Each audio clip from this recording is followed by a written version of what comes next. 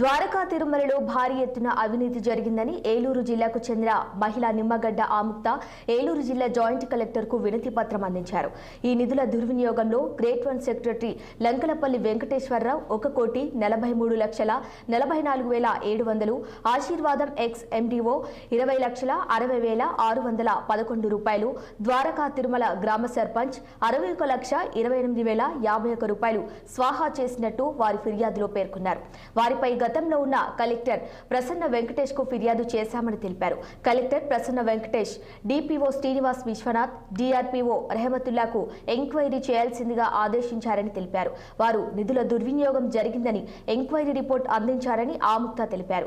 అయినా ఇప్పటి వరకు చర్యలు తీసుకోకపోవడంతో మళ్లీ జాయింట్ కలెక్టర్ కు బాధ్యులపై చర్యలు తీసుకోవాల్సిందిగా వినతి పత్రం అందించామని తెలిపారు. మేము జనవరి 29వ తారీఖున మేము స్కామ్ గురించి స్పందనలో రిపోర్ట్ పెట్టడం జరిగింది. ఆ తర్వాత స్పందనలో నుంచి మొన్న జూలై 18న మాకు ఆర్టీ యాక్ట్ ద్వారా రిపోర్ట్ ఇచ్చారు. రిపోర్ట్ ఇవ్వడంలో మాకు 2,25,33,082 రూపాయలు మాకు స్కామ్ జరిగిందని రిపోర్ట్ ఇవ్వడం జరిగింది. కానీ రిపోర్ట్ ఇంతవరకు ఇచ్చినా కానీ జూలై 18న మాకు రిపోర్టు ఆర్టీ ద్వారా రిపోర్ట్ ఇచ్చినా కానీ ఇప్పుడు దాకా ఎవరిని విధుల నుంచి తొలగించలేదు. పైపెచ్చు ఆ రికార్డ్స్ అనేది ఆ పంచాయతీ ఆఫీస్లోనే ఉండడం ఉంది.